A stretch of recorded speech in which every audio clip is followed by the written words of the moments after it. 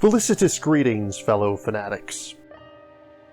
Welcome back, everyone. I'm Fanatic, and today we're taking a look at Dark Deity, a Fire Emblem-inspired tactical RPG by Sword and Axe. It only takes a single glance to see that this game is a Fire Emblem clone, especially inspired by the series' SNES and GBA titles. As someone who's become rather disillusioned with what the series has become, how well does this hold up to Fire Emblem's golden age? Let's dive in and find out. In Dark Deity, you'll take control of a small army of fantasy units, fighting against your enemies on grid-based maps where you'll need to carefully position your units to attack and defend. You'll take turns with the AI, first moving all of your units, and then giving the computer the chance to do the same.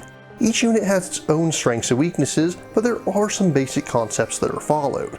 Melee units can only attack enemies directly next to them, while archers have to be exactly one space away from their target. Meanwhile, mages can attack at either melee or range, but are very squishy if their foe is able to hit them first. You also have various healers to keep the rest of your army healthy, though you'll find that healing units are surprisingly solid combatants too. As your units battle, they'll gain experience and level up. When they level up, they'll get a randomized selection of stat increases, though each character has their own growth rates which make certain stats more or less likely to increase each time they level up. This is further affected by their class. Every character in Dark Deity initially belongs to one of 6 base classes. Warriors tend to be physical powerhouses with a focus on melee combat. Clerics are healers which can branch off into either physical or magical attacks. Rangers can specialize in blades or bows and tend to have an affinity for scoring critical hits. Mages are all about magical damage. Rogues are melee units that are very difficult to hit, while adepts have control over elemental abilities that can make for powerful melee or magic options. Each base class also has 4 Tier 2 classes and 4 Tier 3 classes. When a unit reaches level 10, you'll immediately be able to choose which Tier 2 class they take. Each character starts with a unique ability of their own, and their chosen Tier 2 class will grant them another pair of abilities. Similarly, once a unit hits level 30, you'll be able to choose a Tier 3 class, which works very much in the same way. Although every Tier 2 class has a Tier 3 version, you're not locked into a particular path. Any Tier 2 class can be paired with any Tier 3, with the only limit being the base class that the character has. This means you can experiment with odd combinations that allow you to combine skills if you so wish. If you're a fan of Fire Emblem, there's probably a big question that's on your mind. Do your units die in battle? It's one of the key things that separates Fire Emblem from other games in the genre, but the answer here is no. However, if a unit is defeated in Dark Deity, they will take permanent damage to one of their stats, losing 2 to 3 ability points. That may not sound like much, but remember that most stats can only increase once per level. If it's a key stat for their class, this can certainly set you back. So while it's not as imperative as with its inspiration, it's still in your best interest to keep your units as safe and healthy as possible. In addition to your stats and class, you'll also be able to affect your characters with weapons and items. For items, certain expensive items can give a small but permanent boost to their stats. Each character can also hold one aspect. Aspects can do a great many things to affect a character, including swapping 2 stats, giving a straight boost to certain stats, or even weakening them in one way to strengthen them in another. You also have weapons which can be upgraded with tokens of 4 tiers. Each character has 4 different weapons, one with high power, one with a high critical rate, one with high accuracy, and a balanced option. Each can be upgraded a total of 7 times with 2 tokens of tiers 1 through 3 and a single tier 4 token. You can find upgrade tokens on enemies, but you also have the option of purchasing them if you have enough gold. I must say that the game is fairly buggy. There were a number of times that I'd have a unit that mysteriously teleported a space or two with no apparent reason, although their sprite remained in the proper place until I tried to move them. Additionally, on the weapon upgrade screen, it always seemed to say that I needed a tier 1 upgrade token for my weapons, regardless of which one I actually needed at the time. And then there was an instance where the game randomly switched languages on me for a few lines. They're all fairly little things, but it really does add up. On the other hand, I should note that the developers are still actively patching the game and working to fix bugs, but there's still a lot more than I would expect of a game after its full release. Then there's presentation. As you may have already noticed, the map sprites and combat animations are very heavily inspired by the GBA Fire Emblem titles. They look great, are wonderfully fluid, and include over-the-top critical animations. On the other hand, the battle maps leave a lot to be desired. They're bland, ugly, and don't feel like they fit the aesthetic of the characters at all.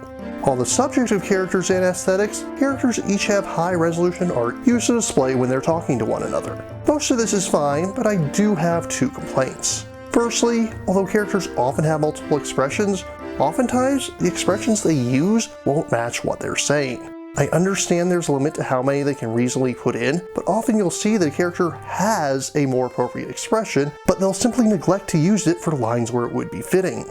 Secondly is the fact that a few of the female characters are more revealing than I'm comfortable with. It's not bikini armor bad, and it's only a handful of them, but all the same, definitely off-putting.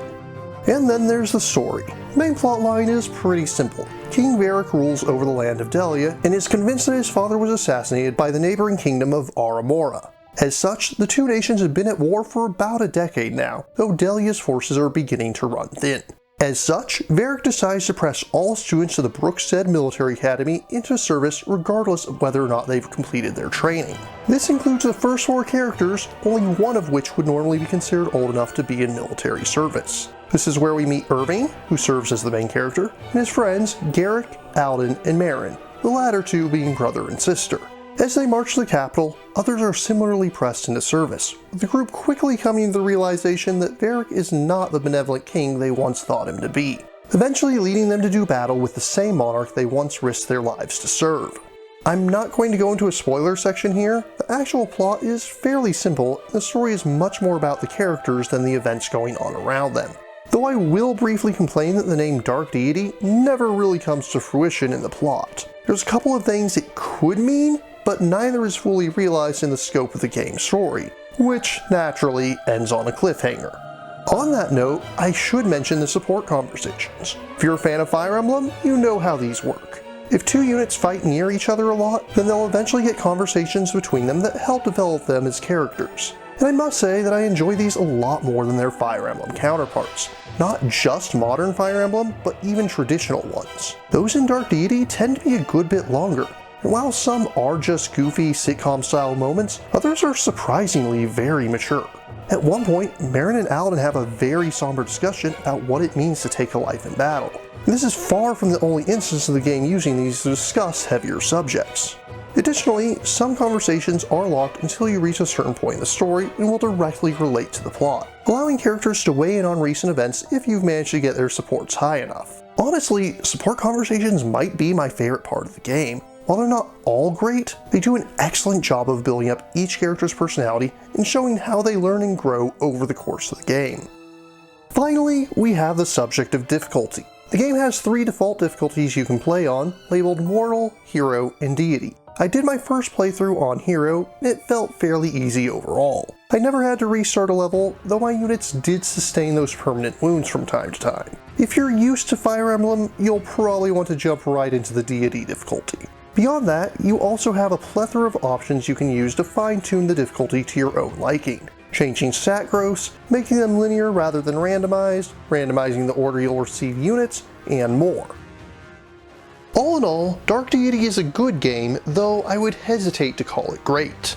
It certainly does some things right. For example, the character development is top-notch, and the plot, while a little basic, does serve to drive the game forward. Gameplay is definitely reminiscent of the titles it's paying homage to, though it does have its own advantages and disadvantages when compared to Fire Emblem. For example, I prefer Dark Deity's class-up system to any Fire Emblem title. On the other hand, with the weapon system, I definitely have to give the win to Fire Emblem's Golden Age. As Sword and Axe's first title, it shows a lot of promise, and I do hope we see that sequel come to fruition. If they stay the course, Dark Deity could truly become something great. If you're a fan of its inspirations, or just enjoy tactical RPGs in general, I definitely recommend you consider giving Dark Deity a try. In conclusion, I find it to be worthy of a solid 7.6 out of 10. Dark Deity is currently available for PC via Steam. If you're interested in purchasing it or learning more, links are included in the description. What about you? What do you think of Dark Deity? What homage games do you enjoy? Have any questions, remarks, or opposing points of view? Leave them in the comments down below, and please remember to like, share, subscribe, and ring that bell. Until next time, farewell, fellow fanatics.